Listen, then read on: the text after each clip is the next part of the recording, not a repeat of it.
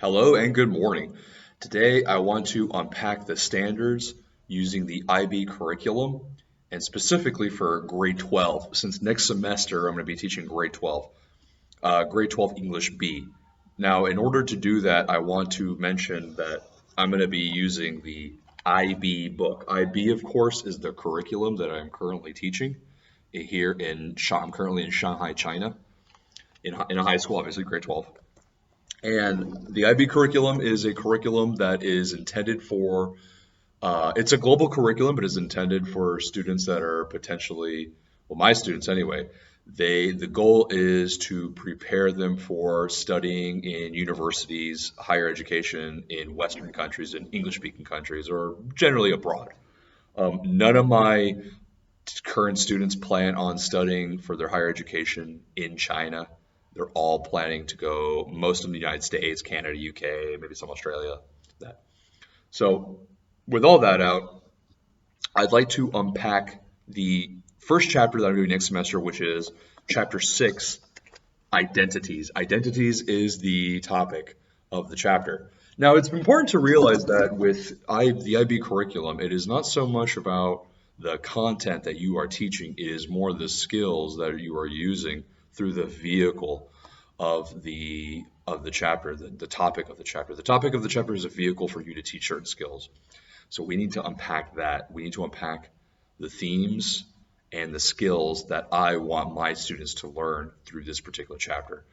The beginning of the chapter really outlines everything for you. There's also a course outline that is provided by my supervisor, and it goes into more detail about what we need to unpack, what the students need to know. And I think if you unpack this stuff at the beginning of the chapter, you're really laying it out there so the students have an expectation about what they're going to learn for the next few weeks. I'm probably not going to spend too much time with this particular chapter next semester, probably a couple weeks because I already started it this last semester that I just finished. So something I want to move forward through a little bit quicker. But looking here at the list, let's see. Yeah, I chose it obviously because I'm teaching it, the grade level. Big ideas. Okay, so let's go over the big ideas. The big idea is identities, who we are. So the students, we need to unpack what is identity. Fortunately for me, it's already half the work has already been done for me in terms of the unpacking part because it goes into detail about the topics you could cover through. I should say could because the thing is in my school there's not that much oversight about the actual content. It's more about the skills you're teaching. But let's start with the research questions. The research questions is a great way to unpack about what the overall theme is. So if the overall theme is identities, the research question will delve into deeper and what identities means in this context. So for example, the research question is how do language and culture contribute to forming our identity? So we need to unpack that and we need to think about what is language, what is culture?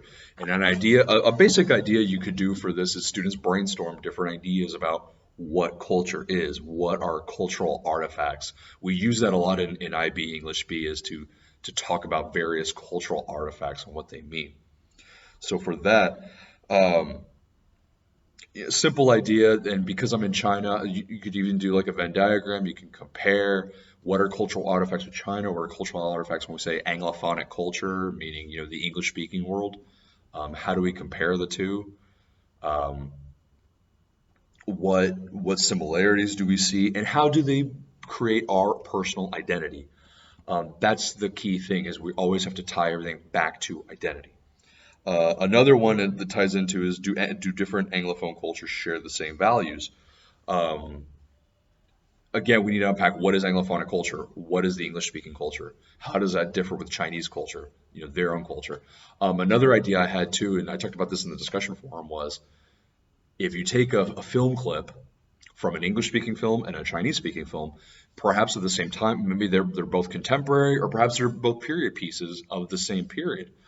So, for example, maybe you wanted to do a Chinese film from early 20th century, take a English-speaking film that also took place in the early 20th century. How do they compare? How are the languages different? How do people communicate? You can also talk about how communication has changed globally across cultures. and how it affects our identity, who we are. Because I know during this past semester, nationality was a part of identity that a lot of us talked about, a lot of the teachers talked about. But nationality is only a part of identity, and it's something that you can really, if you need to target language and culture, nationality also ties into that. So I think it's something important to delve into. And I think watching film clips to see how different cultures communicate is very important. To see how they shape identity is very important for us. There's some additional research questions here. Now let's actually, but something I want to get into is the communication skills, because this kind of goes into detail about the kind of skills that we want the students to pick up on. Um, just a second. Yeah. So skills, we have listening skills, oral interactive skills, written text types. Because as a language class, of course, we really want them to develop skills that involve language, right? Um, and for us as English teachers, I think the biggest impact we can have is helping them with their speaking and with their writing. Writing is a big part of their curriculum. Improving writing skills is something that I always target. In fact, I usually kind of create my chapter based on whatever writing assignment that I'm trying to do. I think it's definitely the thing that me as a teacher have the most positive influence on. But listening skills, receptive, interactive. I mean, I talked about that already with film clips. You're helping them with their receptive listening skills. Oral and written. Now, this is important because one of the written text types is speech. So, for example, since we're talking about identities, language, culture, they need to understand what is the purpose of a speech. So if I'm teaching speech, why do we give speeches to people? What is the goal of the speech?